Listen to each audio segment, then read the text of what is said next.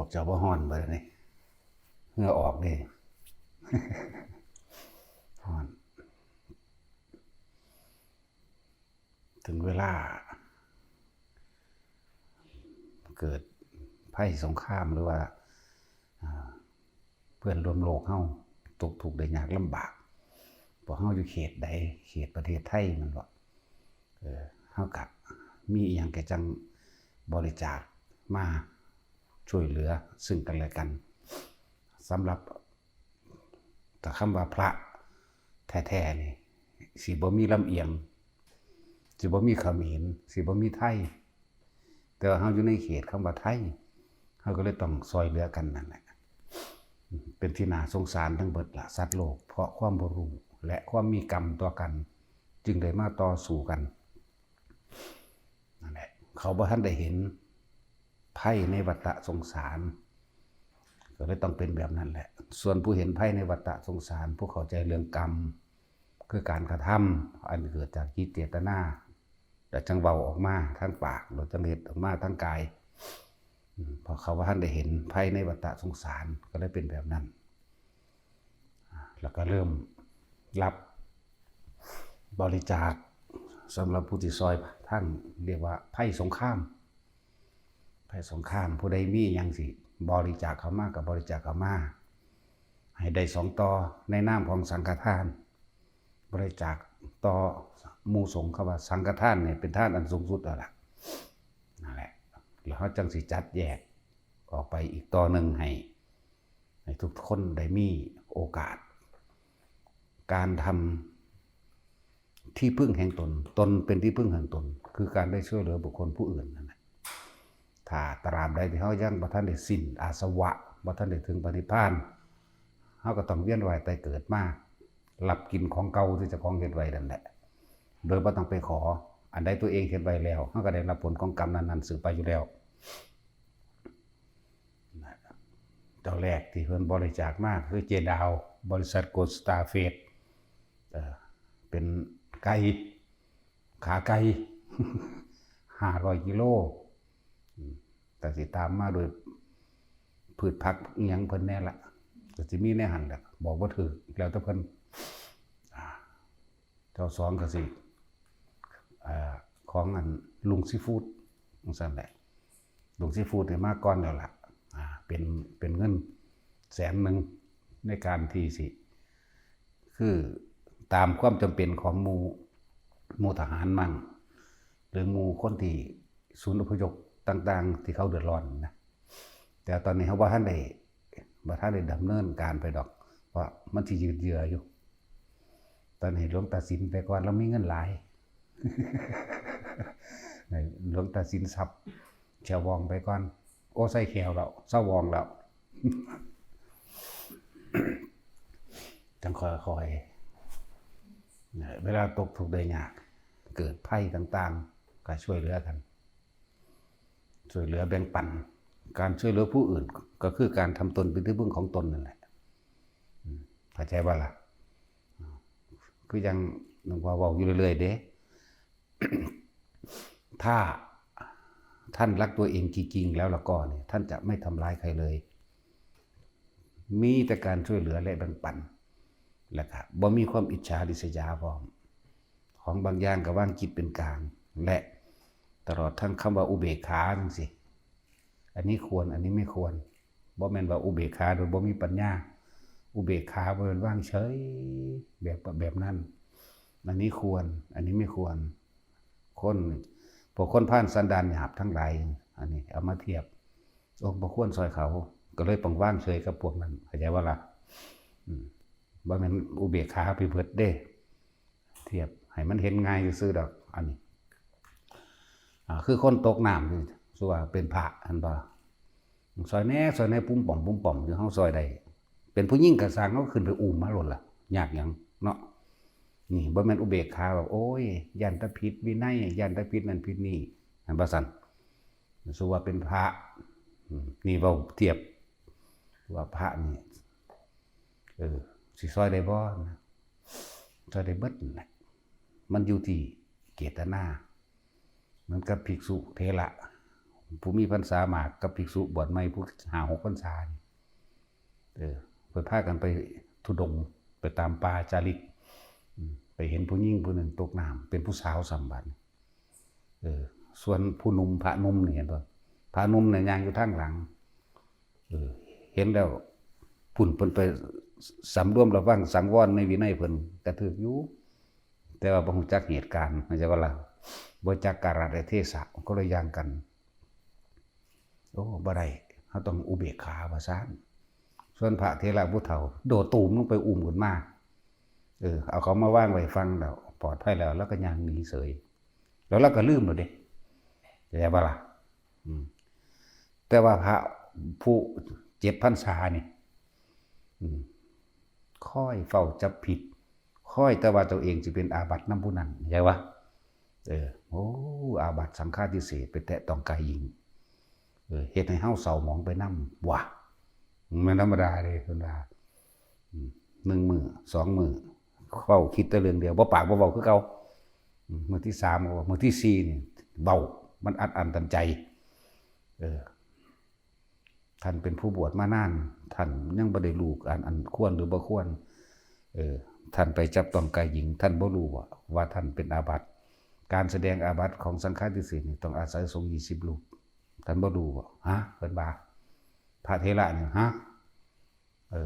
ผมลืมแล้วเด้ผมวางไว้แต่มื้อนั้นแล้วแต่ว่าท่านยังบ่วางเลยแต่ยังแบกมาจนเท่ามื้อนี้บ่นั่นเห็นบ่ล่ะมันคนละเจตนากันทุกอย่างอยู่เจตนาเด้เดี๋ยวมาฆ่าตัวอุเบกขาสิมาฆ่าตั้งแต่ผิดมองหันมองนี้บ่แม่นบ่ล่ะปานนั้นว่าพระต้องมีเมตตามันขัดแย้งกันบ่ล่ะการช่วยเหลือบุคคลผู้อื่นตัวเมตตาก็ได้มันบ่ซั่นนั่นแล้วสิมาฆ่าอันนี้นะโอ้ยแต่บักงามๆกูเอาแม่งเลยโลดแล้วกูนี่เนาะตัดสินเฮาตะกี้ลายเนี่ยเอาขึ้นมาไว้ฟังซื่อครับงามๆเอาเลยบ่ใส่เขาซื่อๆดอกบ่ซื่อๆแล้วถ้ามันงามอีหลีพอเดือนจะเอาก็เอาแม่โลดแล้วถ้าขี้โพโอนโหดคือว่าเอาแล้ว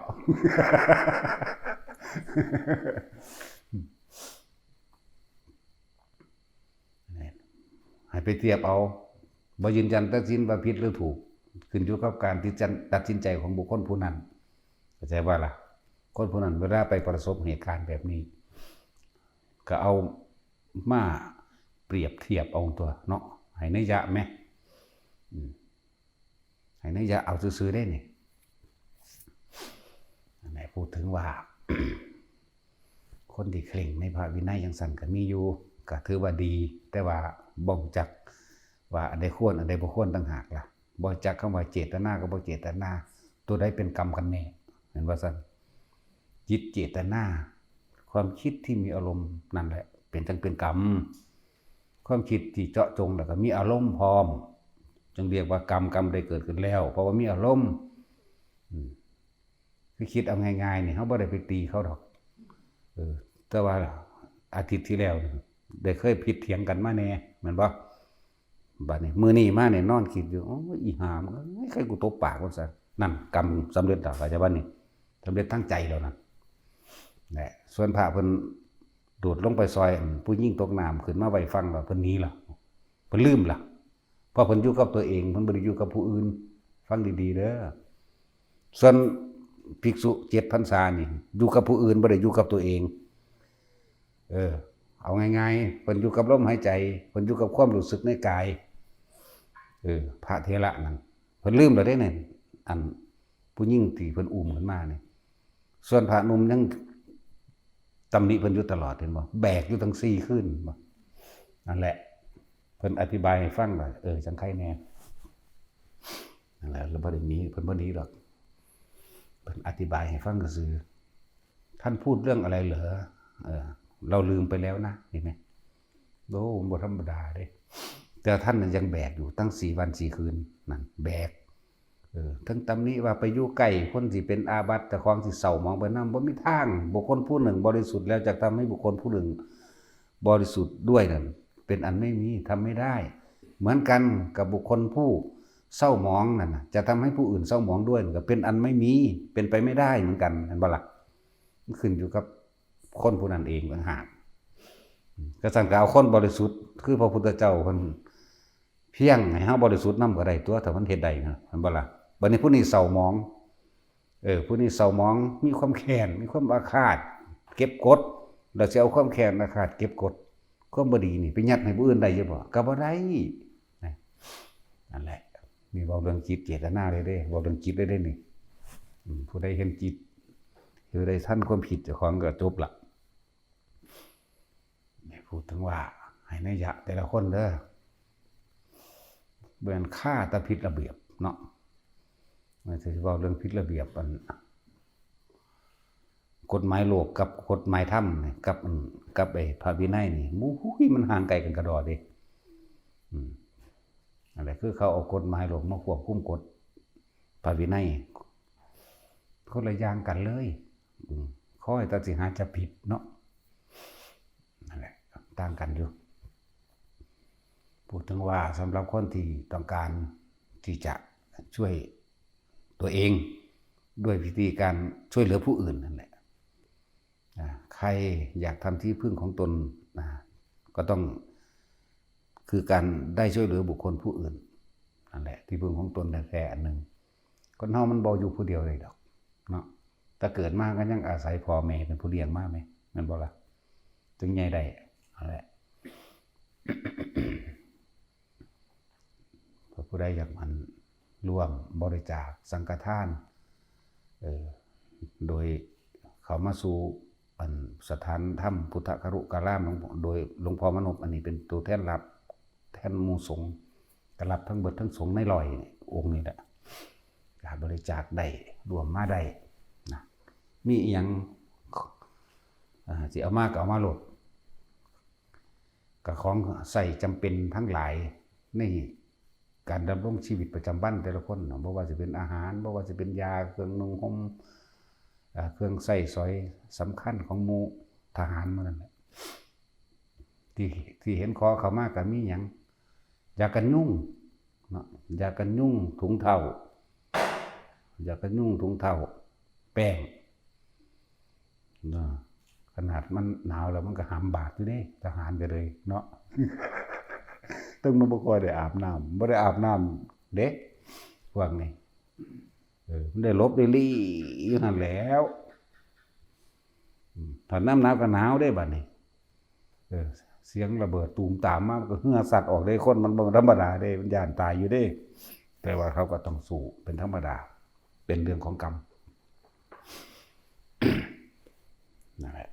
เรื่องของกรรมผู้อยากร่วมบริจาคผ่านสำนักสงฆ์นี่กับรวมบริจาคมาก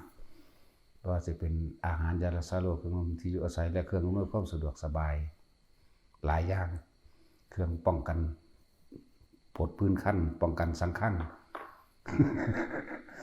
เนาะแต่จินแล้วเป็นประจำอยู่แล้วเลยพวกนี้แต่เขาหูจักหน้าพวกนี้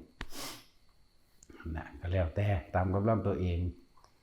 คำว่าเล็กๆน้อยๆบ่มีเด้สำหรับคนที่ช่วยเหลือแบ่งปันให้ท่านเล็กน้อยบ่มีเพราะว่ามันใหญ่มันบริสุทธิ์มันกว้างที่ใจของเฮาเองโอ้5 บาทน้อยโพดบ่เฮ็ดดอกบ่แม่นจาก1จึงจะถึง100เด้แต่คำว่า100นี่ขาดอยู่บาท1เขาก็บ่เอิ้น100เด้เขาเอิ้น99เนาะจาก1ก็เป็น100จาก100ก็เป็นล้านไปเองนั่นแหละผู้คนนั้นมาก่อนหมู่แล้วเจ้าแรกเลยคือบริษัทคุณลุงซีฟู้ดขายอาหารทะเลทั่วโลกนั่นแหละผู้สองก็เจดาว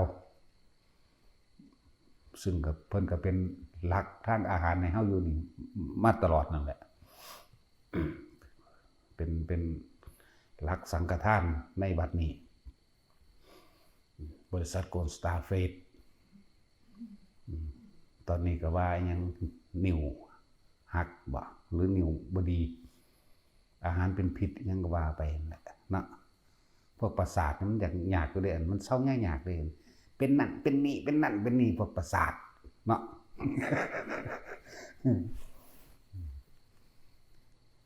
บ่คิดถึงมันก็บ่เป็นเหมือนตัวอีหยังก็เลยเนาะ แต่ว่าเหตุผลหลายบอกกับพวกประสาทนี่พวกนั่นแหละโอ้ดาวเถ่าแก่บริษัทใหญ่ๆมาเลยเนาะเถ่าแก่ประสาท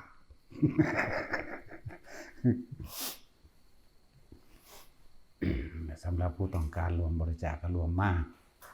แต่ของพร้อมแล้วเขาจังไปหรอกเขาก็เบิ่งตามเหตุมองได้นักหรือมองได้จำเป็นเรื่องใดซึ่งสุดแรกเขาก็ไปอยู่แล้วนั่นบ่ล่ะไปเบิดทุกจังหวัดเอารถพุทธสะแก้วไหลยาวมาจนหอดสุรินทร์ศรีสะเกษทุกค่ายเลยนะแต่เฮาบ่ได้มีความลำเอียงหรอกแต่ว่าเฮาอยู่ในขอบเขตประเทศที่จริงเฮาอยากซอยเบิดนั่นแหละทหารที่เขาไปรบเขาตายอันนี้คือพิเศษเฮาก็พยายามซอยเหลืออยู่ทั้งในเฮาเองนั่นแหละทหารบ่ว่าประเทศใดก็ช่างทั่วโลกนี่เขาเอิ้นว่ามีอาญาแผ่นดินมีอาญาแผ่นดินพวกนี้สิถูกกันไว้บ่ให้ตกนรกหรอกนะทหารพวกนี้ตายแล้วบ่ให้เข้าใจง่ายๆอาจจะเป็นลุกขะเทวดาปุมมะเทวดาหรือถ้าเป็นสูงขึ้นไปอีกแน่ก็อาจจะเป็นเทวดาสัญจาตุมเป็นยักษ์เป็นผู้มีจิตใจแก้วกล้าและกล้าหาญเขาว่ายักษ์หรือว่ามันไปกินคนเด้พวกใจพวกนี้มีความโหดอยู่ในหันอยู่แต่ว่าโหดดียังสั้นถ้าทำโดยหน้าที่นี่เลิ่นว่าอาญาแผ่นดินที่เป็นตัวกันไว้ทหารที่ตายในสนามรบนะบ่ตกนรกมันสิมีอาญาแผ่นดินแต่ว่านี่สิตกหรือบ่ตกเมื่อสมมติเอาบ่สมมติแมงดาวอีหลีโลดขึ้นไปสู่ยมโลกพระยายมนายนรบาลสอบถามถ้ามีความโกรธสุว่าผู้นี้ตายแล้วมีความโกรธหรืออาฆาตแค้นมันถึงไปเด้แต่ว่าพวกนี้บ่มีความโกรธทำโดยหน้าที่ทำโดยหน้าที่เขาก็จะถามความดีอันอื่นประกอบปุ๊บเป็นตาให้ไปสวรรค์สนั่นก็ไปเด้แต่ว่ายังห่วงประเทศอยู่บอกว่าเป็นลุกขะเทวดาภูมิมะเทวดาเขาว่าง่ายๆคือผัสสยามเทวทิราชจังซี่นะเข้าใจบ่ล่ะนั่นแหละบอกง่ายๆพวกนี้ยังห่วงประเทศยังห่วงพ่อแม่ลูกเมียจังซี่นะยังห่วงนั่นห่วงนี้ก็มาเป็นพวกนี้แหละแต่ส่วนมากจากไปจาตุมนั่นแหละจะมีฤทธิ์มีเดชหลายเติบอยู่แต่ว่าปกปักรักษาเนี่ยจริงๆเขาก็แพ้ให้เบิดนั่นแหละซอยเบิดเนี่ยว่าเรื่องลึกลับภายในเนี่ยเพราะว่าสิทหารทุกทั่วโลกคือเขาได้เสียสละปกป้องผู้อื่นเป็นปรมัตถทานอย่างหนึ่งเลยบ่แม่นธรรมดาเด้เขาเสียสละชีวิตตัวเองเพื่อให้ผู้อื่นได้อยู่ดีมีสุขถ้าเขาเต็มใจแบบนี้ดิ่งดีแต่ว่าถ้าเขาบ่ได้เต็มใจแบบนี้แต่ว่าโดยหน้าที่มันบ่ล่ะโดยหน้าที่โดยกฎหมายบังคับโดยระเบียบของประเทศนั้นๆเขาก็ยังถูกกันไว้คือเขาแต่ถ้าว่าเขาสิเสียสละปกป้องให้ประชาชนทุกหมู่เราอยู่ดีมีสุขเถิดด้วยชีวิตของเขาเองพวกนี้สิเป็นปรมัตถทานในชีวิตไปได้ไกลพวกนี้ถ้าผู้ใดว่างจิตนั่นนี่ไปเป็นการทำเพื่อบุคคลผู้อื่นดีบ่ดีไปดูสิทธิ์พุ่นแล้วเข้าใจบ่ล่ะนั่นแหละบ่ว่าทหารฝั่งใดก็คือเพื่อนเกิดแก่เก็บตายเป็นทุกข์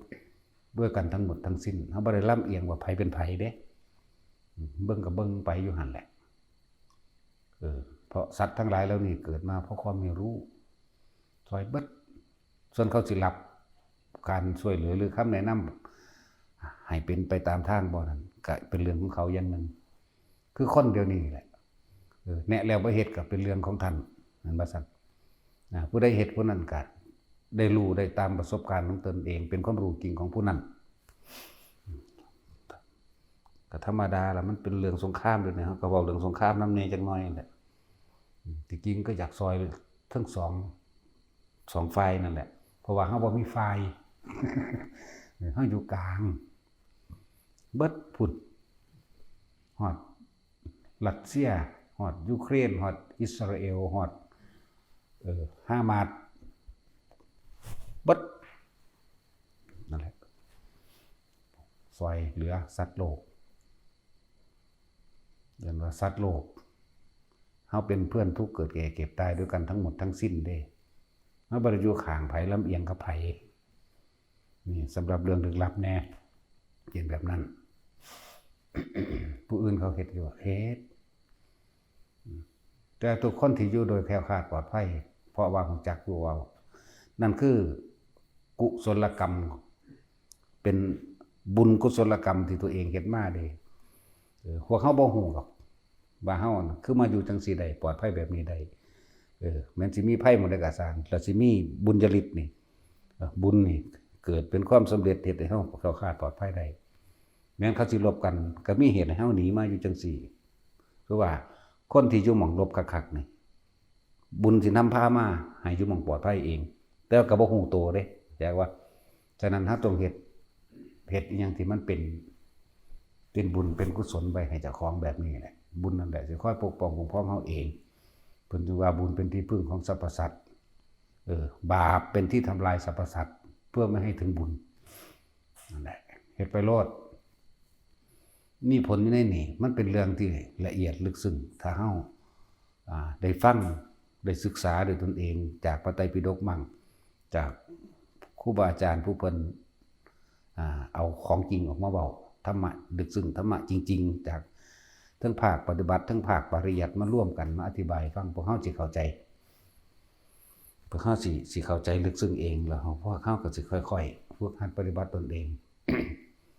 เหมือนกับคำว่าของพ่อบอกว่าตนเป็นที่พึ่งของตนคือการได้ช่วยเหลือบุคคลผู้อื่นให้พ้นจากทุกข์นั่นแหละคือการทำตนเป็นที่พึ่งของตนแต่เฮาแปลเข้ามาแล้วมันสิลึกซึ้งเด้ถ้าท่านรักตัวเองจริงๆแล้วก็ท่านจะไม่ทำร้ายใครเลยจังซี่แม่นบ่ล่ะพอผลของการไปทำลายเบียดเบียนผู้อื่นตัวเองต้องกังวลอยู่แล้วแม่นบ่เฮาไปรักของเขามันแม่นสิได้มาตัวเองก็กังวลย่านเขารู้คือเก่า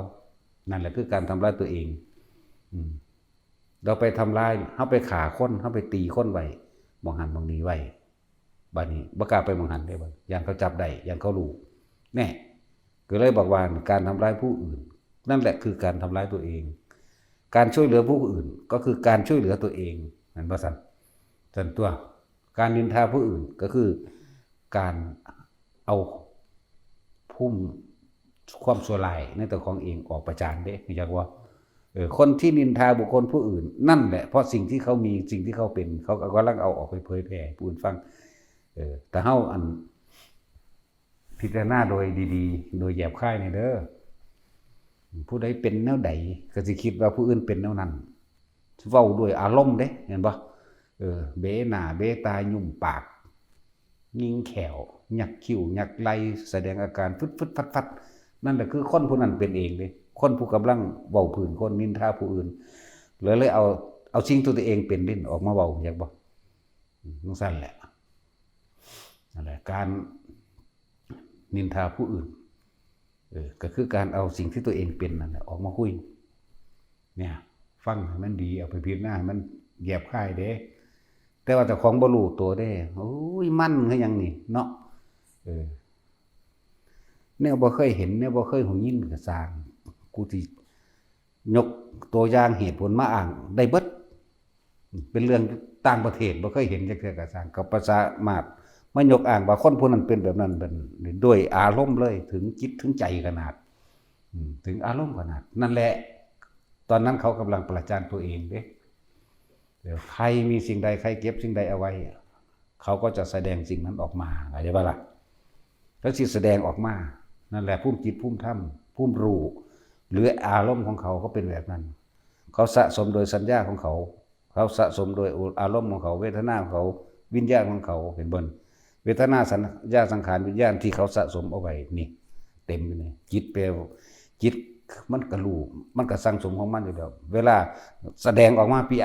งออกมาโอ้ยธรรมดาบ่พวกเฮาเคยเป็นบ่ล้านเปอร์เซ็นต์แต่ว่าบ่รู้ตัวเวลาเฮาเว้าพื้นคนแหมเขาเป็นจังซั่นจังซี่ยกตัวอย่างเหตุผลต่างๆมาอ้างคือหยังไงเด้อยากให้คนเชื่อเจ้าของ แล้วก็เพื่อสิทำลายผู้นั้นเข้าใจบ่ล่ะนั่นแหละแต่เฮาบ่คาดคิดได้ว่าเฮากำลัง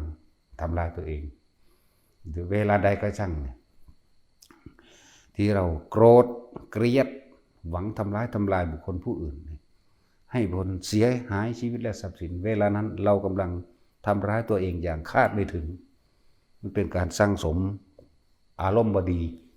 อกุศลเข้าเต็มที่เลยเนี่ยบดีนั่นแหละอกุศลก็เลยแล้วบ่สูญหายได้สิบอกให้เหมือนกันกับเฮาเอากระบอกไม้ไผ่มาตัดแล้วหยอดเงินลงมันก็อยู่ทั้งไตอยู่แล้วหยอดอันนึงทับนั่นว่ามันก็ค่าอยู่ในหันคือเก่าเด้จังซั่นแหละเพราะว่ากรรมมันสำเร็จที่จิตใจแล้วอารมณ์แล้วจิตเจตนานั่นแหละชื่อว่าตัวกรรมการคิดนี่จะต้องปรุงแต่งมโนภาพนึกพร้อมเด้ปรุงแต่งเนาะมโนภาพนึกไปเกิดวิญญาณรับรู้ความรู้สึกที่บ่พอใจก็เลยเอาความบ่พอใจเจ้าของได้ออกเข้าใจบ่ล่ะแต่อาศัยเหตุของความบ่พอใจกับผู้นั้นอีนั่นบักนั้นเรื่องนั้นนั่นแหละกรรมจึงสำเร็จคือเฮาอัดดินลงไปในกระบอกไม้ไผ่แหละลงไปแล้วก็อัดแน่นไว้บ่สูญหายไปไหนเด้นั่นแหละดูซุปเตอร์บ่เวลาเฮาเว้าพื้นคนเนาะมันอารมณ์มันอย่างนี้เด้ถึงพริกถึงขิงเนาะเพราะว่ามันแสดงออกมาจากตัวเองมันตัวเองเป็นเองด้วยตอนนั้นนี่ส่วนผู้ถือเว้าถึงนี่เสยกินก๋วยเตี๋ยวฟังเพลงจังซั่นแล้วนั่นแหละมีคำว่าใจเป็นใหญ่ใจเป็นประธานทุกสิ่งทุกอย่างสำเร็จได้โดยใจสำเร็จโดยทั้งบุญกุศลก็สำเร็จโดยใจสำเร็จด้วยบาปอกุศลก็สำเร็จโดยใจคือการคิดนึกปรุงแต่งให้มันเป็นไปนั่นแหละก็เกิดอารมณ์ความรู้สึกพอใจหรือบ่พอใจเกิดขึ้นนั่นแหละพบเกิดแบบนั้นจังว่าเฮาเอาตัว เน้นๆเนื้อๆหัวมันโลดเวลาเฮา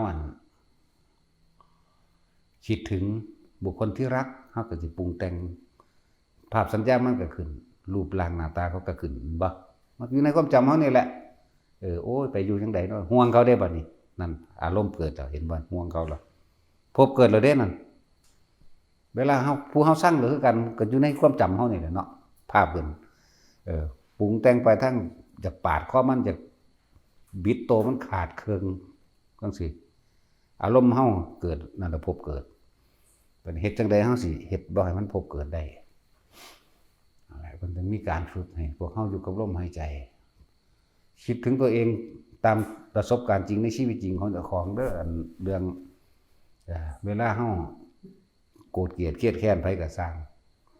รูปร่างหน้าตาพวกนั้นสิขึ้นมาในคือความจำเฮาแหละเรื่องราวอดีตของเฮาเองนั่นบ่เฮาสิปรุงแต่งไปนั่นแหละพวกเจ้ากำลังเกิดอยากว่าล่ะบ่แม่นตายแล้วจังไปพวกเจ้าสร้างภพสร้างอนาคตตัวเองไว้ตอนที่ยังมีชีวิตอยู่นี่แหละนี่เด้เรื่องธรรมะเป็นเรื่องแบบนี้เด้แต่สิไปเกิดทั้งชั่วทั้งเลวจิตใจเจ้าไปในทางที่อกุศลคิดบ่ดีอยากทำลายผู้นั้นผู้นี้อยากได้นั้นอยากนี้โดยวิธีการลักเอาโลภโกรธหลงในตัวเองโดยบ่รู้ตัวนั่นแหละหลงความดียึดดีติดดีแต่ว่าจะไปสวรรค์จะเป็นนั่นเป็นนี่โดยทั้งดีจังซี่บ่เกี่ยวกับคิดนึกปรุงแต่งจะเป็นคือกันเหมือนกันเลยทั้งเลวก็คิดเหมือนทั้งเลวก็คิดจิตมโนวิญญาณเหมือนกันจิตคือผู้รู้อยู่แล้วนี่สังสมต่างๆหรือสัญญาต่างๆก็รวมอยู่ในจิตมโนคือคิดนึกปรุงแต่งวิญญาณคือความรู้สึกพอใจและบ่พอใจมันพบเกิดอันนี้ก็เหมือนกันมันอ่านพวกนี้สังสมแต่ความดีบัดนี้อยากสร้างวัดเด้จากถวายผ้าเด้นี่เฮาก็คิดกับพระที่เฮาเคารพนับถือหลวงปู่หลวงตาองค์นั้นองค์นี้นี่เฮาก็คิดถึงเพิ่นไว้เห็นบ่บัดนี้เฮาก็จะเอานั่นเอานี่ไปเอาผ้านั่นนะเอาบาตรนี่นะเอานั่นนี่นะคิดไปบัดนี้2คนนี่ตายบัดนี้คนผู้นี้คิดดีตายไปสวรรค์คิดดีนี่ตายไปสวรรค์คิดเลวตายไปนรกนี่เว้าเรื่องจิตเลยเด้นี่เว้าเรื่องสาเหตุแห่งความเกิดทั้งหลายเลยนั่นแหละก็คืออวิชชาที่เฮาบ่รู้นั่นแหละคนไปเกิดนรกหรือว่าคนสัตว์ทั้งหลายที่เวียนว่ายตายเกิดบ่ได้ว่าแต่นรกเพิ่นเอิ้นว่า เพราะความไม่รู้ทั้งหลายสัตว์ทั้งหลายเมื่อคิดดีพูดดีทำดีแล้วก็ย่อมได้รับหวังผลสิ่งดีๆเพื่อเอิ้นว่าปุญญาภิสังขารปรุงแต่งให้ไปเกิดเป็นนั่นเป็นนี่อปุญญาภิสังขารคือคิดบ่ดีคิดบ่ดีแต่ว่าบ่ได้คิดถึงผลมันเพราะว่ารู้เนาะคิดอยากฆ่าเขาคิดอยากทำร้ายเขาเลิ่นว่าอปุญญาภิสังขารคิดแล้วทำให้เกิดความร้อนกระวนกระวายไม่เข้าถึงความสงบก็จะบอกในเลิ่นว่าอปุญญาภิสังขารคิดปรุงแต่งเรื่องใดก็ช่างที่มันเป็นแบบนี้ไม่ทำให้เกิดความสงบเย็นในตัวเองได้เลิ่นว่าอปุญญาภิสังขารแต่ว่าได้รู้ผลของมันว่าตัวเองตายในขณะนั้นตัวเองจะไปเกิดอย่างนามรูปอย่างนั่นแหละไปเกิดในนรกบ่เป็นเปรตบ่เป็นสัตว์เดรัจฉานบ่นี่เรื่องว่าอปุญญาภิสังขารคือความคิดบ่ดีถ้าปุญญาภิสังขารคือความคิดดีไปเกิดในทางที่สุคติมีมนุษย์และสวรรค์เป็นทางไปพวกนี้นั่นแหละสังขารจึงเป็นปัจจัยมันเกิดวิญญาณเนี่ยบ่ซั่นเนี่ยปุญญาภิสังขารอปุญญาภิสังขารเนยชาภิสังขารนี่เนยชานี่เพิ่นแปลไว้หน้าเดียวความเข้าใจผิดคิดว่าเข้าใจบ่นี่ความเข้าใจผิดคิดว่านี่อันนี้เฮาแปลเองส่วนเพิ่นแปลเข้าใจว่าเนี่ยไปเกิดที่อรูปภพแล้วเป็นที่สุดแห่งทุกข์คือนิพพานนี่เพิ่นแปลไว้หน้าเดียวเฮาสิแปลไว้คลุมไว้เลยแปลคลุมให้ปุญญาภิสังขารอปุญญาภิสังขารเนยชาภิสังขารสำหรับหลวงพ่ออันนี้แปลโดยเฉพาะตัวเองนี่ความเข้าใจผิดคิดว่าถ้าเราทำบุญทำดีอย่างนี้อย่างนี้เราจะได้ไปสู่สุคติก็เข้าใจถูกอยู่ว่าไปสุคติโลกสวรรค์แต่ว่าอปุญญาภิสังขารความเข้าใจผิดคิดว่าถ้าเราทำลายบุคคลผู้นี้ได้แล้วเราจะได้ดีเราจะมีอำนาจเราจะมียศถาบรรดาศักดิ์เป็นผู้มีอิทธิฤทธิ์หรือว่าเป็นผู้มีอิทธิพลในการบังคับพูดได้แต่คนคิดอย่างนี้บ่ได้รู้ได้ว่าเองในขณะจิตคิดแต่อารมณ์นั้นเกิดขึ้นตายแล้วลงสู่นรกเขาบ่ฮู้จักผลสรุปเข้าใจบ่ล่ะนั่นแหละเลิ่นว่าความเข้าใจผิดคิดว่าแต่ละอันละอย่างเพิ่นให้นัยยะมาแปลอย่างละ20นัยยะเด้บ่แม่นแค่นัยยะเดียวอยากบ่ล่ะบ่แม่นแค่แนวทางเดียวอันนี้เฮาสิแปลคุมไว้ให้นั่นแหละถึงว่าสังขารจึงเป็นปัจจัยมันเกิดวิญญาณวิญญาณแปลว่าตัวรับรู้ความรู้สึกพอใจกับไม่พอใจนี่แหละวิญญาณและอุเบกขามีอยู่3สุขเวทนาเอิ้นว่าพอใจทุกขเวทนาเอิ้นว่าไม่พอใจอุเบกขาเวทนานี่3วิญญาณเป็นปัจจัยมันเกิดนามรูปจากว่ามันได้นามแล้วนี่สุขหรือทุกข์น่ะได้นามจังไปเกิดรูปคืออารมณ์ไปเกิดเป็นภพได้บัดนี่รูปหยังถ้าเกิดเป็นคนก็ได้ละถ้าเกิดเป็นสัตว์ก็อีกคือกันนั่นแหละเป็นปัจจัยบังเกิดได้เกิดนามรูปจิตเคลื่อนที่มาปฏิสนธิสูงว่าเกิดเป็นคนก็เลยสู่ขั้นมารดาแล้ว1 เดือนกับ15 วันมันจังสิสมบูรณ์ในการเข้าสู่จุติจิตเข้าสู่ความปฏิสนธิวิญญาณในธาตุทั้ง4ตัวนี้ได้ดินน้ำไฟลมประกอบกันเข้าก็เป็นกายปะเปสิแล้วก็เป็นหัวใจขึ้นมาหัว1แขน2ขา2และ2หัวใจเกิดขึ้นพอดีอยู่ใน1 เดือนกับ15 วันจิตวิญญาณดวงนั้นจังสามารถเข้ามาจุติได้ใช่ป่ะล่ะจังเข้ามาปฏิสนธิได้จังเกิดนามรูปบัดนี้ออกจากท้องแผ่วทางแม่มาแล้วจึงเป็นอายตนะหรือแม่นบ่ออกมันก็มีอยู่แล้วล่ะอายตนะคือหยังตาหูจมูกลิ้นกายใจนั่นเองนั่นแหละอายตนะจึงเป็นปัจจัยมาเกิดผัสสะออกจากท้องพ่อทางแม่มาแล้ววันออกท้องทางแม่บ่เป็นท้องพ่อ ท้องพ่อมันออกแต่ที่แรกนั่นล่ะ ผัสอายตนะหมายถึงตาถึงหูถึงจมูกถึงลิ้นถึงกายและใจหรือว่าอายตนะเป็นภาชนะรองรับอย่าว่าอายตนะเนี่ยเป็นภาชนะรองรับอย่างรูปเสียงกลิ่นรสสัมผัสอารมณ์ความรู้สึกนี่อายตนะเป็นปัจจัยเกิดผัสสะกับนี่แหละอารมณ์ความรู้สึกแบบผัสสะจากว่าผัสสะอันเกิดจากตาพอใจเลยไม่พอใจเลยก็ได้หรือเฉยๆก็มีก็จะว่าล่ะผัสสะอันเกิดจากหูพอใจอะไรบ่พอใจคือหยังคือเพลงนี่แหมโอ้บ่ม่วนเว้ยนั่นมันบ่พอใจม่วนเว้ย หรือเฉยๆนั่นแหละผัสสะเกิดเวทนาอย่างเวทนา3สุขเวทนาคือพอใจทุกขเวทนาคือไม่พอใจแต่ก็อทุกขมะหมายถึงอุเบกขาเวทนานี่แหละวิธีการเกิดของสัตว์เด้อสิบอกให้เขาจะคลองเองแหละเวทนาจึงเป็นปัจจัยเกิดตัณหาเมื่อมีความพอใจแล้วจึงมีการแสวงหาเรียกว่าความอยากเข้าใจว่านี่เวทนานี่บ่มีผู้ใดสนใจบ่มีผู้ใดอยากได้ทุกขเวทนาเรื่องอุเบกขานี่ฮอดบ่รู้โตซะโดยซ้ำไปคนบ่ค่อยส่วนมากคนบ่สิบ่ค่อยอยู่กับคำว่าอุเบกขานอกจากผู้ฝึกหัดภาวนาเท่านั้นส่วนสัตว์โลกทั้งหลายนี่บ่อยู่คำว่าอุเบกขาไปอยู่กับตัวสุขกับตัวทุกข์พอใจกับบ่พอใจอยู่แค่นี้คำว่าอุเบกขาหาบ่เห็นเลยสำหรับปุถุชนทั้งหลายนั่นบ่ล่ะเห็นปั๊บกวนตีนเทว่าโลดนั่นมันสั่งเขามันบ่พอใจจักแม่นหยังมันเป็นสูตรสำเร็จขึ้นมาโลดเห็นผู้สาวงามแน่งามเทว่ามันพอใจเห็นบ่ล่ะอันที่เห็นเฉยๆอยู่นี่บ่มีจักคนดอกส่วนมากมันปรุงแต่งไปเบิดนั่นแหละนั่นแล้วสั้นแหละเวทนา3เกิดใจมันเกิดตัณหาบัดนี้เพิ่นต้องแยกภพของตัณหากามตัณหาภวตัณหาวิภวตัณหาเด้นั่นบ่ล่ะตัณหานี่แปลว่าอยากอยู่แล้วอยากไปในทางที่พอใจในรูปในรสในกลิ่นในเสียงจึงกามตัณหาเมื่อมันมีความพอใจในรูปรสกลิ่นเสียงกามตัณหามันจึงแยกไปทางภวตัณหาหมายถึงว่าอารมณ์ความรู้สึกนี่แหละจะทำให้ไปเกิดในภพต่างๆมีกามภพรูปภพอรูปภพบ่ล่ะนั่นแล้วตัณหาคือความอยากตัณหา3กามตัณหาภวตัณหาวิภวตัณหากามตัณหาคือความพอใจในรูปในรสในกลิ่นในเสียงภวตัณหาจะเป็นภพบัดนี้อารมณ์สิเป็นตัวแยกเด้เนื่องจากว่าล่ะภพนี่สิเป็นการภพรูปภพหรืออรูปภพหมายถึงว่านี่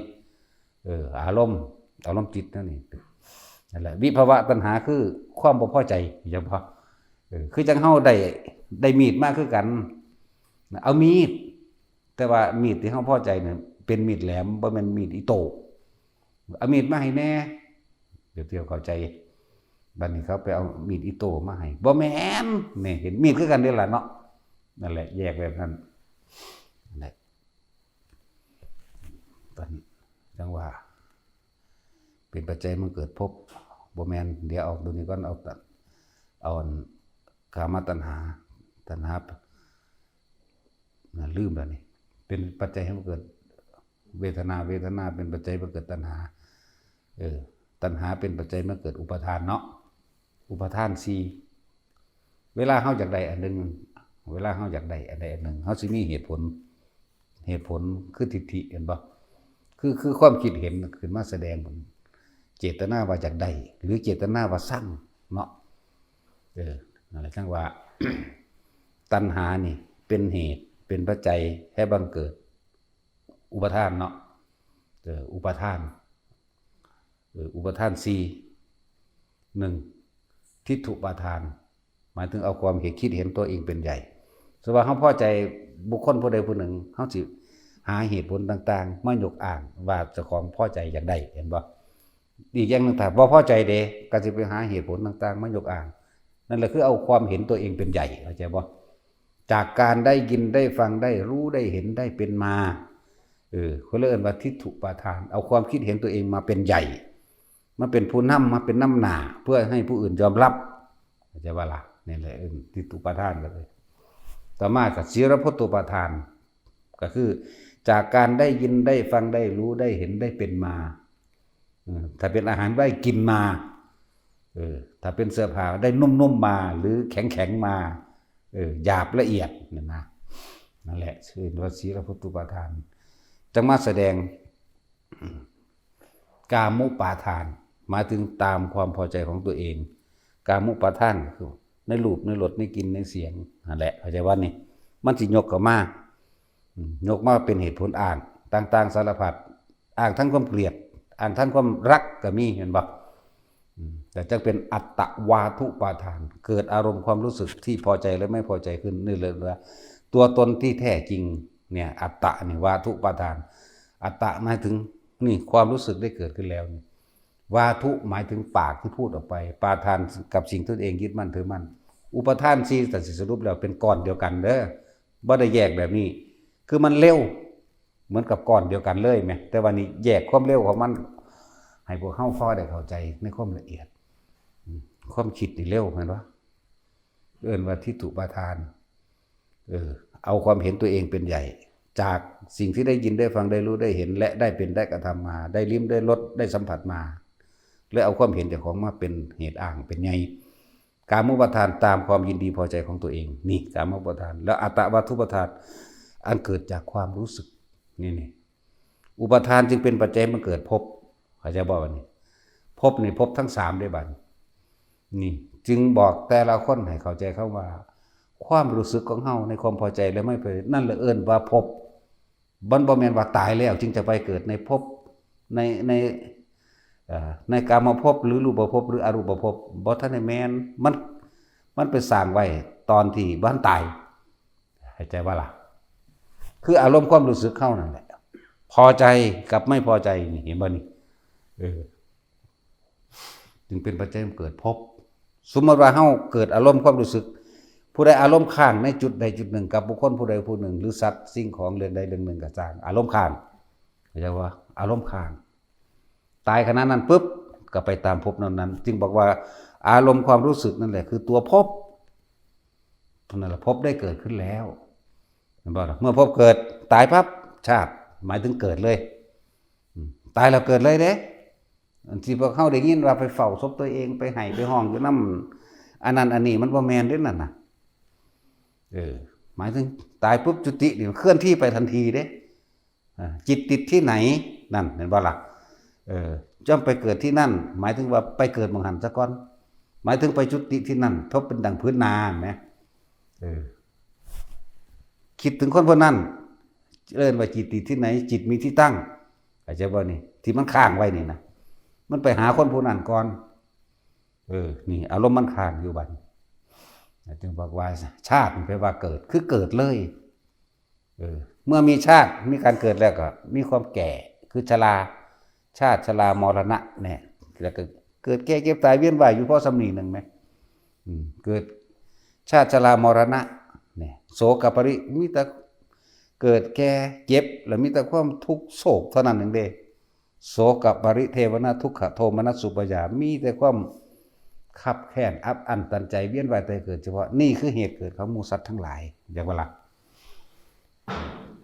นั่นแหละนี่คือวิธีการเกิดของสัตว์พวกเขานี่แหละสัตว์อย่างว่าล่ะได้เขียนได้เวลาเขาด่าไอ้สัตว์คือเขาได้เป็นหลายอย่างอยู่เด้คำว่าสัตว์งัวกับสัตว์ควายกับสัตว์หมูหมากะไก่เป็ดกับสัตว์คนกับสัตว์เทวดากับสัตว์อินพรหมกับสัตว์เด้อเลือกเอาพวกเกี่ยวอยากเป็นสัตว์หยังถ้าว่าไอ้เหี้ยมันยังเป็นชนิดเดียวหนึ่งอันนั้นโอ้จำกัดสิทธิเสรีกูแท้เลยเนาะว่าแต่สิไอ้เหี้ยยังสิเป็นชนิดเดียวได้ต้องไปเป็นแต่เหี้ยอย่างเดียวหากินแต่ขีนขากเนานั่นแหละนี่แหละว่าวิธีการเกิดของสัตว์ทั้งหลายก็คือความคิดไม่ใช่ว่านี่เมื่อเฮารู้แล้วอวิชชายะตะเววะอาเสสะวิราคะนิโรธาสังขารนิโรโธวิญญาณนิโรธาวิญญาณนิโรโธรูปานิโรโธรูปานิโรอะไรไปจับจุดมันเลยเมื่อใดที่เรารู้เท่าทันความคิดเหนียวแต่ก่อนเฮาไม่รู้อวิชชาปัจจยาสังขาราสังขารปัจจยาวิญญาณังวิญญาณปัจจยานามรูปังนั่นบ่เนี่ยเฮาบ่รู้เฮาก็เลยคิดไปต่างๆนานาเห็นตัวของเวียนว่ายตายเกิดบาดนี้เฮาอาศัยปัญญาของพระผู้มีพระภาคเจ้าปัญญาของพระพุทธเจ้าที่เพิ่นได้ไปรู้ไปเห็นมาแล้วมาทำให้เกิดความรู้บัดจึงเรียกว่านี่หนทางของผู้รู้เรียกว่าพุทธศาสนาทางนี้เป็นทางของผู้รู้ตามความเป็นจริงว่าวิธีการเกิดของสัตว์ทั้งหลายกับอวิชชาปัจจยาสังขารวิธีการสัตว์เมื่อมีความเกิดก็ต้องมีความไม่เกิดเหตุจังใดสัตว์ทั้งหลายอาศัยการเกิดเพราะการคิดนึกปรุงแต่งแสวงหาในความอยากได้อยากดีอยากมีอยากเป็นคนที่จะพ้นออกจากความเป็นสัตว์พ้นออกจากตัณหาพ้นออกจากความอยากพ้นออกจากความ เป็นความมีความเป็นก็ต้องหยุดคิดเรื่องว่าอวิชชายตเววะอเสสะวิราคะนิโรโธเมื่อหยุดคิดปรุงแต่งดีก็บ่คิดไปร้ายก็บ่คิดไปเฮาก็ดับเรื่องว่าอวิชชายตเววะนี่อเสสะวิราคะนี่เห็นบ่นี่วิราคะวินี่เฮาฮู้แล้วเฮาทันแล้วในโทษของราคะทั้งหลายจึงเรียกว่าวิปัสสนานั่นแหละคำว่าวิราคะนี่จักว่ารู้แจ้งเห็นจริงตามความเป็นจริงแล้วว่าสัตว์ทั้งหลายเว้นไว้แต่เกิดเพราะการคิดนึกในความอยากได้อยากดีอยากมีอยากเป็นแต่นี่รู้แล้วกูบ่คิดกูบ่ตามมึงก็แล้วกันหน้ากูบ่เป็นทาสแห่งราคะต่อไปอีกเรียกว่าวิราคะราคะก็คือหยังความยินดีพอใจในรูปในรสในกลิ่นในเสียงวิราคะแล้วก็สังขาระนิโรโธสังขารแปลว่าหยังความคิดนิโรโธแปลว่าหยุดแปลว่าดับเหมือนจากบาบาดนี่หยุดคิดปรุงแต่งในสิ่งทั้งหลายทั้งปวงที่ตาเห็นรูปหูได้ยินจมูกได้กลิ่นเห็นบ่ล่ะวิราคะบ่ล่ะนั่นแหละตาหูจมูกลิ้นกายใจรูปรสกลิ่นเสียงถ้าเฮาไม่คิดปรุงแต่งในสิ่งที่รู้ที่เห็นที่ได้ยินได้ฟังมาที่ได้ดมกลิ่นมามื้อนี้แหละแต่ว่าล่ะมันก็เกิดบ่ได้เด้อล่ะเพราะว่าหยังเฮาบ่คิดเรื่องอยากเอามาเป็นเจ้าของเฮาบ่คิดเรื่องโอ้อยากได้ได้อีนี่คืองามแท้เนาะเฮาบ่คิดอยากได้เฮาบ่คิดอยากเป็นอีกหมดความอยากได้อยากเป็นเพราะว่าอันนั้นเฮาเห็นตามความเป็นจริงแล้วว่านี่วิราคะจักบ่เห็นตามความจริงแล้วว่าสิ่งใดสิ่งหนึ่งทั้งหลายเหล่านี้หาความจริงยั่งยืนบ่ได้บ่ว่าบุคคลนั้นสัตว์นั้นสิ่งของนั้นดินฟ้าอากาศทุกอย่างบ่มีหยังสิจีรังยั่งยืนเลยมีแต่ความเกิดขึ้นเป็นธรรมดามีความแตกดับเป็นธรรมดาถ้าเฮาคิดนึกอยู่จังซี่ทำให้มากทำให้บ่อยทำให้ชินในการพิจารณาให้ตามความเป็นจริงมาได้มันก็คอยวิราคะเองก็มันก็เบื่อหน่ายคอยกับกำนัดจากรูปจากรสจากกลิ่นจากเสียงเบิดความอยากนั่นแหละเพิ่นจึงมีวิธีฝึกหัดให้พวกเฮานั่นน่ะให้เขาเห็นจิตหรือคำว่าจิตในจิตก็ว่าผู้ใดเข้าใจหลักจิตแล้วผู้นั้นได้แล้วถึงหลักธรรมแต่ผู้ใดเข้าสู่การปฏิบัติธรรมตามความเป็นจริงแล้วผู้นั้นก็เห็นโลกตามความจริงว่าบ่ควรกับไปยึดมั่นถือมั่นคำว่าอยู่เหนือโลกหรือว่าคำว่าโลกุตระนั่นแหละมันก็เกิดขึ้นกับผู้บุคคลถึงหูท่านแล้วเห็นบุคคลสัตว์สิ่งของก็ธรรมดาบ่มีความคิดปรุงแต่งในความอยากได้อยากดีอย่างนี้เป็นเข้าใจบ่ล่ะจังซั่นแล้วบ่มีความคิดเฮ็ดจังได๋มันสิหยุดคิดได้บัดนี้เพิ่นก็เลยให้พวกเฮาตามธรรมดาแล้วพวกเฮานี่แต่ละคนนี่คือเกิดมานี่เกาะอยู่กับความอยากได้อยากดีอยากมีอยากเป็นอยากได้หยังอยากได้คนนั้นอยากได้รถนี่สิ่งของนั่นบ่อยากได้หน้าอยากได้แบบนั้นแบบนี้นี่เห็นบ่ความคิดของเฮาสิไปเกาะไปตกไปข้างนั่นแหละจิตมีที่ตั้งอยากบอกมันก็ไปตั้งอยู่นำผู้สาวผู้บ่าวว่าพวกได้ลูกได้ผัวไปแล้วได้หยังไปแล้วก็ไปตั้งอยู่นำลูกนำเต้าไปตั้งอยู่นำสัตว์เลี้ยงทรัพย์สมบัติที่มีวิญญาณและไม่มีวิญญาณเห็นบ่ล่ะไปตั้งอยู่นำจังซั่นตั้งคือคิดถึงนั่นเองไปคิดถึงไปนึกไปปรุงไปแต่งคนคิดถึงงัวคิดถึงควายอันเป็นสัตว์เลี้ยงของตะของนั่นแหละเอิ้นว่าพวกทรัพย์สมบัติที่มีวิญญาณสวิญญาณกับทรัพย์สมบัติที่มีวิญญาณหมาปลาอันใดก็งัวควายมื้อนี่แหละนั่นแหละเอิ้นว่าทรัพย์สมบัติที่มีบัดนี้อวิญญาณกับทรัพย์คือทรัพย์สมบัติที่ไม่มีวิญญาณมีบ้านมีรถมีทองมีเงินคนส่วนมากสิไปอยู่กับสิ่งเหล่านี้เห็นบ่ล่ะปรุงแต่งไปเด้บาดนี้วิธีที่สิหยุดความคิดนึกปรุงแต่งที่พระเจ้าสอนเฮาสติปัฏฐาน4สติแปลว่าคิดถึงคิดฮอดนึกถึงระลึกถึงกายเวทนาจิตนี่ย่นเข้ามาอีกสติปัฏฐาน4กายเวทนาจิตธรรมเพิ่นเลยเอาลมหายใจนั่นแหละคือกายในกายอันหนึ่งให้เฮาคิดถึงหยังคิดถึงลมหายใจเข้าออกเมื่อเฮาอยู่กับลมหายใจเข้าออกแล้วเฮาจะเห็นความรู้สึกของเฮาเองเอิ้นว่าเห็นเวทนาคำว่าเห็นคือรู้สึก เอานั่งสมาธิเนี่ยโอ้ยปวดขานั่นมันอยู่ในตัวเองเดียวเข้าใจบ่นี่นั่นขณะนั้นยังเป็นเวทนานอกอยู่ฟังให้มันชัดเจนเมื่อเฮาอยู่กับลมหายใจรู้ลมเข้ารู้ลมออกคำความรู้สึกอยู่กับลมเข้าลมออกบ่ต้องตามลมเด้ออันนี้เอาหลัดสั่นเข้ามาอีกเอาลมสั่นๆม้วนๆคือแค่ในโพรงจมูกเฮานี่แหละม้วนๆในแค่โพรงจมูกแล้วก็คำว่าสมาธิก็บ่แม่นว่าหลับตาได้ทั้งหลับตาและลืมตาแล้วก็ยืนเดินนั่งนอนก็เมื่อจิตตั้งมั่นอยู่ในกายแล้วเรียกว่าสมาธิทั้งเบิดเข้าใจบ่ล่ะนั่นแหละถ้าเฮาหรือว่าเอาเป็นธรรมดาการฝึกใหม่เฮาก็ต้องมีการนั่งเป็นธรรมดาเพราะเฮาบ่ทันรู้จักขังคือเฮานั่งฟังธรรมนี่แหละย่างฟังก็ได้เด้ทำงานฟังก็ได้เนาะตัดสินแล้วกรีดยางฟังเด้จังซั่นบางคนก็ขับรถฟังก็ได้เด้ล่ะแม่นบ่ล่ะซั่นแหละแต่ว่าเฮามาฝึกใหม่เฮาก็เลยต้องมีแบบอย่าติดรูปแบบมันตอนนั้นแหละถ้าเข้าใจดีแล้วการทำกิจกรรมรวมกันจังซี่มันก็ต้องเป็นแบบนี้เป็นระเบียบแบบนี้ธรรมดาเนาะเอาบัดนี้สิหันเข้ามาว่าถ้ารู้สึกอยู่กับลมหายใจเข้าออกเอาแค่ว่านี่เด้อลมม้วนๆข้างในนี่นะจักจกเข้าไปในโพรงหูดังพวกเจ้าได้เด้จักว่านี่สูบลมเข้านี่ให้มันมาสุดแค่ปลายคิ้วเฮานี่จักว่าปลายคิ้วทั้งสองนี่ระหว่างกลางคิ้วเฮานี่สูดจับเอาแค่นี้ทำความรู้สึกอยู่สุดตรงนี้อย่าไปตามลมเข้าท้องเข้าใจป่ะมันหลายความคิดมัน7ฐานมัน8ฐานมัน9ฐานมันเว้าไปนั่นแหละแต่เฮาหลัดสั่นเอาใหญ่แล้วเรียนหลัดเรียนกศนเอานั่นแหละเอาลมเข้ามาสุดแค่นี้เมื่อเฮานั่งอยู่นี่เฮาสิรู้สึกตัวได้บัดนี้คำว่าเวทนาโอ้ปวดขาเห็นบ่นี่เวทนานอกอยู่เด้คำว่าปวดขาโอ้ยยามใดสิเศร้าได้ขาสั่นตึกๆๆอยู่คิดอยู่นั่นแหละเนาะนี่แบบนี้เฮาก็ยังอยู่ในความรู้สึกตัวอยู่เข้าใจว่าล่ะแต่ว่าเวทนาในคือหยังเวทนาในเวทนาหมายถึงว่าพอใจ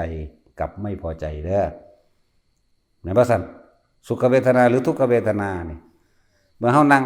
ปวดขาโอ้ยอยู่คือมันบ่พอใจได้ที่มันปวดเนาะนั่นเลยว่านั่นคือว่าเวทนาในแต่ว่าเฮาสิเฮ็ดให้มันเป็นอุเบกขาเวทนาให้ได้เฮ็ดแบบใด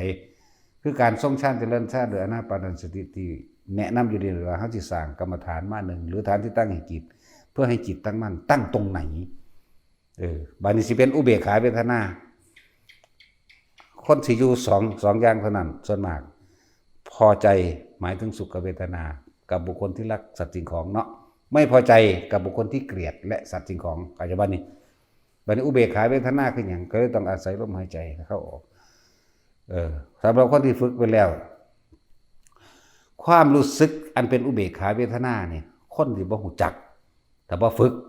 ก็เลยเอานิ่มๆน้องๆไว้กลางหน้าผากนี่เองความรู้สึกของอุเบกขาเวทนาเป็นแบบนี้มันยังเป็นความรู้สึกอยู่เป็นความรู้สึกเฉยๆเพราะว่ามันบ่คิดบ่นึกไปหาบุคคลสัตว์สิ่งของกันบ่มันคิดมันนึกถึงเฉพาะลมหายใจเอาอันนี้บัดนี้อาการปิตินี่เลยเกิดปิตินั่นแหละเป็นตัวยืนยันรับประกันว่าเป็นผู้ทรงฌานเจริญฌานและอุเบกขาเวทนาได้เกิดขึ้นกับกายถ้าเฮาโมโหหัวใจก็เต้นแห้งเป็นห้อนในกายเนาะเป็นจักแสดงออกฟึดๆฟัดๆเนาะถ้าเฮาโมโหนี่คือทุกขเวทนาแม่นบ่สุขเวทนายิ้มแย้มแจ่มใสอยากเว้าเรื่องนั้นลื่นเรื่องบันเทิงในกิเลสแต่ของนั่นแหละเข้าใจบ่ล่ะแต่อุเบกขาเวทนาพวกเจ้ามีความรู้สึกจังใดถามตัวเองนี่แหละหลวงพ่อจังพยายามที่จะสอนให้คนมาอยู่กับความรู้สึกตัวเองเลิ่นว่าเวทนาในเวทนาก็คืออุเบกขาเวทนาเพราะจิตไม่คิดไม่นึกถึงบุคคลสัตว์สิ่งของความรู้สึกที่พอใจและพอใจจึงเกิดขึ้นไม่ได้มันจึงเป็นอุเบกขาเวทนาจึงเอามาไว้นี่บัดนี้เมื่อทุกคนฝึกแบบนี้เป็นแล้วยืนก็เป็นนั่งก็เป็นเดินก็เป็นนอนก็เป็นยืนเดินนั่งนอนจนชินชำนาญแล้วเดี๋ยวต่อไปมันจะเป็นปีติสุขเอกคตาเป็นชั้นที่2เป็นเอาเองฟังไปดีๆเด้อเป็นเอาเองเพราะว่าอย่างเมื่อความคิดไม่แล่นไปไม่วิ่งไปไม่มีที่ตั้งว่าไปคิดถึงบุคคลสัตว์สิ่งของความรู้สึกที่เป็นอุเบกขาวึบขึ้นมาเอาเอง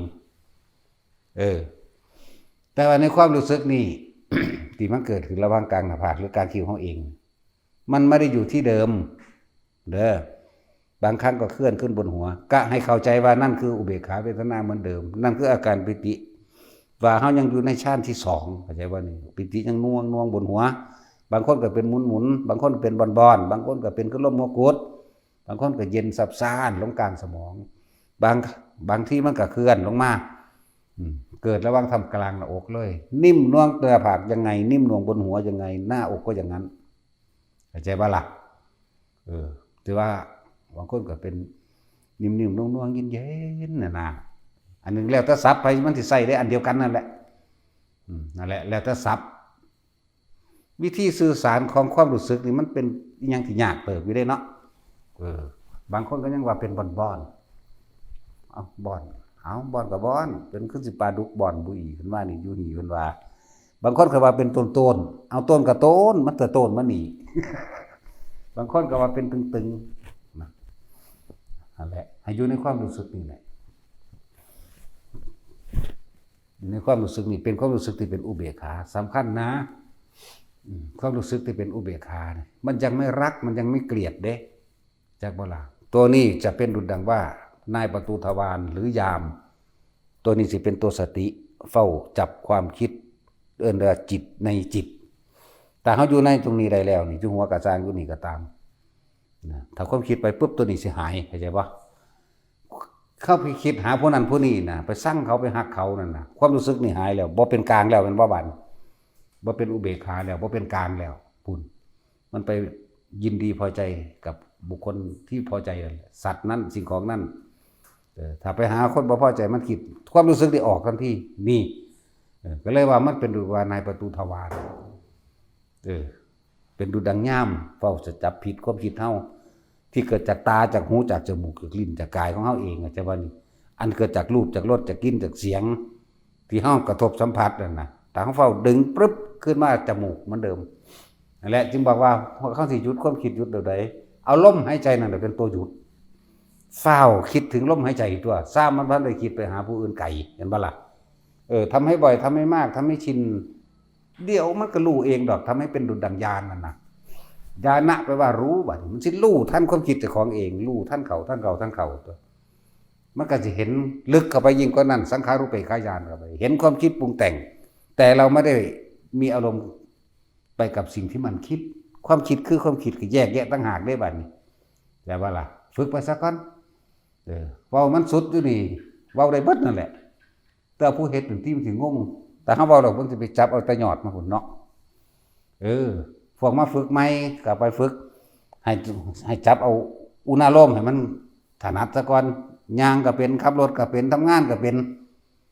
นั่นแหละที่มันเป็นเพราะว่ามันบ่คิดเข้าใจว่ามันเป็นน่วงเป็นนิ่มๆบนหัวบนเนื้อผากยังก็แล้วแต่บางคนที่ว่าเป็นบอนบางคนว่าเป็นต้นบางครั้งปิติอื่นก็แทรกซ้อนเข้ามามีการขนลุกขนขี้ลุกขึ้นมาซ้อนก็มีบ่ต้องคิดหยังอยู่นี่อย่างเดียวก็ให้รู้แล้วนี่บอกแล้วนี่บอกคำตอบให้แล้วว่านี่คือปิติซ้อนขุตกาปิติขนพองสยองก้าวเข้าใจว่าล่ะขนลุกบางที่ก็เป็นขันนิกาปิติมันบ่เคยสงบจักเทื่อมันจุกอกร้องไห้แต่ว่าบ่แม่นร้องไห้แต่สิเว้าอย่างนึงคือจังเฮานั่นทำงานมาเบิดมื้อเบิดเว้นบ่ได้เคยพักได้เคยผ่อนมื้อนั้นได้กินน้ำเย็นๆพักผ่อนห่มเย็นๆมันเลยให้มันดีใจหลายเนาะโดยว่าขนิกาปิติพวกตื่นตันกันมาจุกเข้าไปในคอในอกเจ้าของนี่เราให้นั่นน่ะภาษาโลกต้องซื้อวางซั่นแต่ว่าถ้าบ่มีบ่มันให้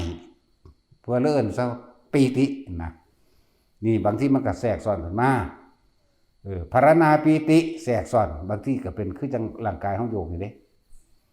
โยกอีหลีเด้บ่ว่าถ้าเป็นนั่นบ่ล่ะบางถ้าเฮาคุมบ่ให้มันโยกซ้ายโยกขวามันก็ไปจังซี่ไปหน้าไปหลังแบบนี้นิ่มๆลึกๆจังซี่แหละแต่เฮาคุมบ่ได้ใส่ความคิดคุมใช้ความรู้สึกหยุดความรู้สึกผู้ใดเฮ็ดไปแล้วสิรู้จักเองนั่นแหละนี่ปิติซ้อนที่เว้าเรื่องปิติซ้อนซะก่อนบางที่ปิติอีกอันนึงมันสิมันซ้อนก็เป็นเหมือนดูรองว่ากายลอยขึ้นเป็นบือขึ้นเด้แต่ว่าบ่ลอยอีหลีดอกส่วนมากนะแต่ว่าลอยจริงๆก็มีเด้แต่ยังคือว่าลอยจริงก็มีผู้ลอยได้ก็มี แต่ว่าผู้อื่นบ่ถนัดว่าเว้าเรื่องเจ้าของนี่เฮาหังร้อยได้คือกันขึ้นที่แรกก็คืบนึงมั่งศอกนึงมั่งนั่นแหละเมื่อจับจุดได้แล้วก็จังปล่อยไปนั่นแหละบางที่ก็เป็นแต่ว่าคนส่วนมาก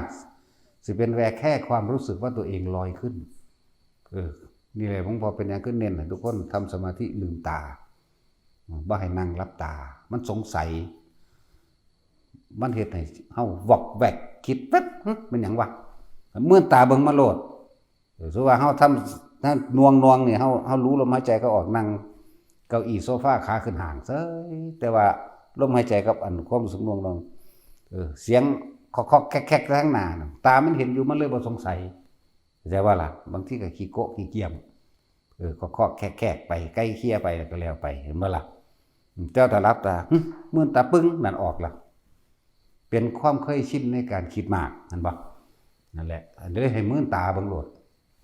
มีเว้าเรื่องปีติซ่อนเด้อปีติอีกอันนึงที่มันซ่อนขึ้นมาเรียกว่าเห็นแสงสว่างบางทีก็มีคือตรงไฟน้อยๆอยู่ออกแค่คืบเดียวนี่แหละอยู่หน้าผากเฮานี่ไปคืบเดียวนี่แหละก็มีบางทีก็ปั๊บเป็นคือฟ้าเหลืองฟ้าแลบบางทีก็เป็นใหญ่วาบขึ้นเลยแจ้งทีเดียวบางใหญ่เลยก็มีบางทีก็น้อยๆมาแต่ไกลๆก่อนแสงวุบเข้ามาใส่หน้าผากเฮาลบปั๊บโลดก็มีสำหรับพวกหลับตาจากพอดูเห็นเรื่อยๆเมื่อตาเบิ่งแมงโลดเข้าใจว่าล่ะบางทีก็จากหน้าผากเจ้าของเลยวุบไปบางทีก็เป็นแสงนวลๆอยู่หูดังเข้าใจว่านี่ฟิตแฟดขาวนวลมั่งเขียวมั่งใสดุดใสๆมั่งแล้วแต่อย่าสนใจหม่องอื่นเข้าใจว่าอย่าไปคิดหานี่บอกแล้วว่ามันคือหยังมันเป็นสื่อว่าจังใดสื่อมันสื่อว่าจังซี่ก็บอกแล้วเข้าใจว่าล่ะให้อยู่ในความรู้สึกที่กลางหน้าผากโลดแม้บางครั้งมันจะเคลื่อนไปบนหัวก็อยู่บนหัวเข้าใจบ่เนิบนาบเอามือเศร้าบางคนก็คือลมหัวกุดหน่อยหมุนเด้บางคนก็เขาจะซื้อภาษาว่ามันเป็นบอนบอนกับบอนบางคนก็เป็นตึงว่ะบางคนก็ว่าหน้าผากโตนเอาโตนกับโตนความอันเดียวกันนั่นแหละบางเทื่อก็ลงมาอยู่ในวางสาบซาดระวังทำการอกนวงบนหน้าผากนวงบนหัวอย่างไรกลางอกก็อย่างนั้นที่ไว้โลดนั่นแหละอยู่ใน3ฐานนี่ขอ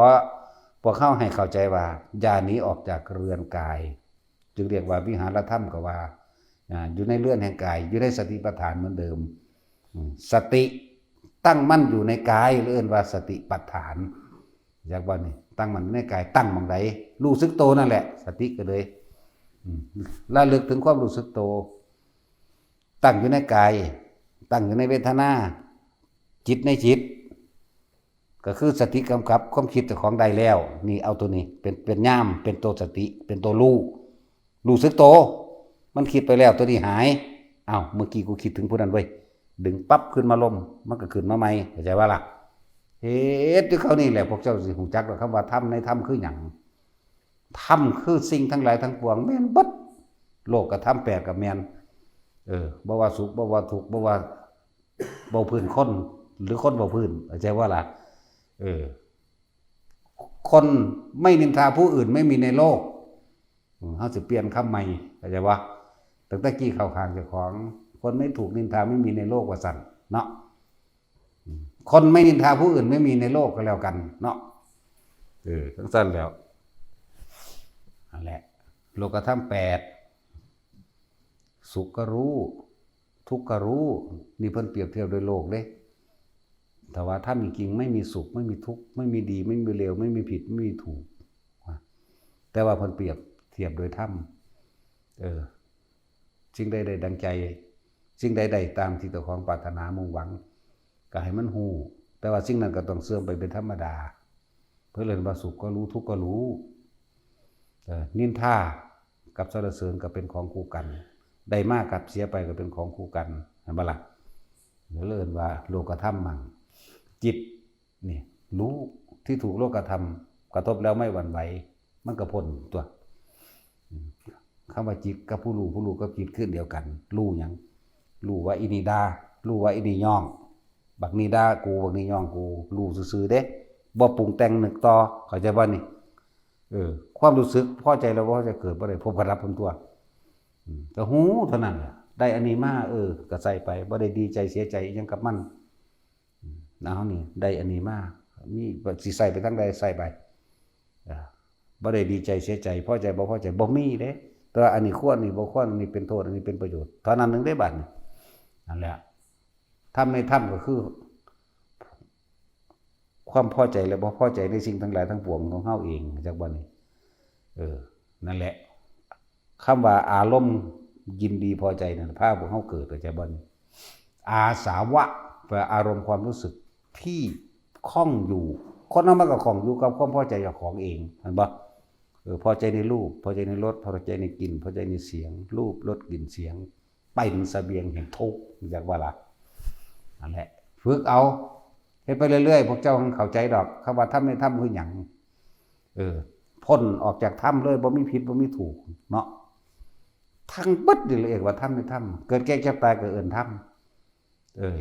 สิ่งใดสิ่งหนึ่งเกิดเป็นธรรมดาสิ่งก็ดับก็เอิ้นธรรม